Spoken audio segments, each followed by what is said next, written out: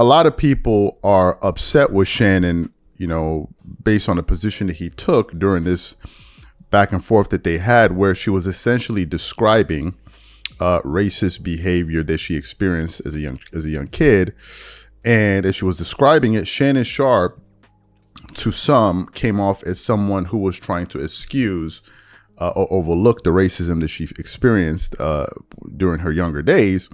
And a lot of people took exception to that, including her in the interview. And she, you could see, got visibly, uncomfortable, as Shannon Sharpe was saying what he said. And they had a bit of an awkward moment during that exchange. So that's what we want to focus on today.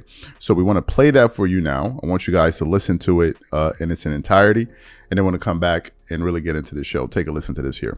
And I was in the situation at Disney. I was there as the only black girl. Okay. And there was a whole crew. It's like 12 of us. And so I was called an N-word right there while I was there.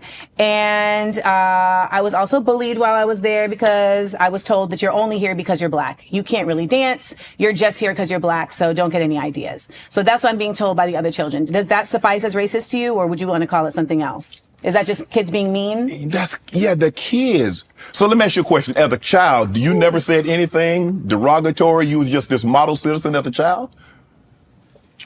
I mean, children. Now, we're talking children, not functioning adults. Now, if you told me the adults, parents were telling you this, or the execs or people that are in charge of Disney are telling you this, I could agree with it. But at 89, you're probably 8, 9 years of age. Maybe younger. So you have no problem with the children that were cursing out Ruby Bridges and the Little Rock Nine? You think do you think that was just them being kids? Two things can be true. Kids can be kids and not function as an adult, and things can be wrong. And sometimes when kids say things, they're repeating what they heard their parents say. They don't know it's wrong. So what about the children who are receiving it that know it's wrong? Does that not matter? Yes. So if I'm 10 and I'm receiving that treatment and I know it's wrong, does it make my experience of it less valid? It doesn't make it any less valid. No. So that's what we're here to talk about, my experience. Yes. So my experience is that I experienced that and it was difficult. So that's the valid part of this. I'm not here to protect those people because it's irrelevant. If I have an experience and you're telling me that my experience isn't what it is. No, You're telling me that my thinking somebody is racist who I was in a classroom with for a year that you have never met, you are emitting doubt upon that because of your own experiences. No, I was talking about the teacher and you. Right. And I said, in your I believe based on my experience, and a lot of people, is that kids correct an adult, right, no matter what society it is frowned upon. That's what I was saying. Okay. You took it as that I'm trying to minimize your experience and say, well, I'm defending her when I wasn't. Okay.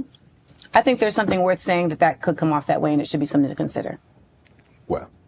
Well, see, again, you're going to consider it your way because you see things, like you said, you see things through your prism. Okay. I think it's fascinating to watch you accuse me of doing the thing that you're doing. No, it's fascinating. I think it's fascinating. This is your interview, so I won't interject what I think. But anyway, your mom is white. My mother is not white. So you heard the exchange between Shannon and Amanda. What are my thoughts on this conversation that these two people were having?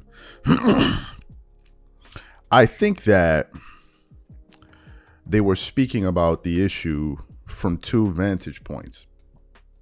In the case of Amanda Seales, talking about experiencing racism as a kid and from other kids, what she's talking about, excuse me, is a real thing, right? And I think it's real to those who have experienced it. If you haven't experienced it, I don't think it's worthwhile me sitting here trying to convince you that the thing it has existed.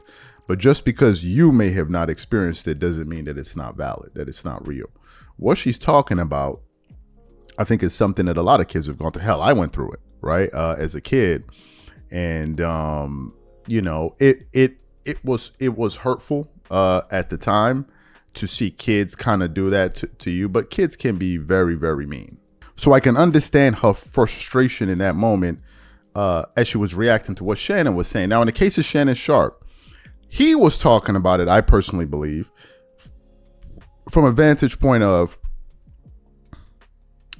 kids a lot of time learn these things from their their parents and the people that they grow up around, right? You grow up in a certain environment, especially as a kid, you're going to be copying what you see, modeling what you see. And if this is something that's said in your house and household and all of that, then you go outside and you just become a mirror of what you are accustomed to in your house, right? That is also true. That in itself is also true. I think, though, however, where Amanda probably got frustrated with Shannon is because he's talking about the root. She's talking about the effect. Yes, that may be the root of it, but it doesn't change the effect. Therefore, she said, it doesn't make my feelings less valid. It doesn't make my experiences less valid, which is 100% true. That is absolutely true. Just because you can describe why something is happening doesn't mean that it's not happening and there are not consequences for that event occurring. But in the case of some people now saying, listen, Shannon Sharpe is whatever, bootlicking or whatever, I'm not going to go that far. As a matter of fact, I think that would be ridiculous to say, because I've heard Shannon Sharpe on numerous occasions on Undisputed come to the defense of black people. So I'm not jumping out the window. There are people that do that. They hear something and they just jump out the window. That's just foolishness. I'm not doing that. I've heard Shannon on many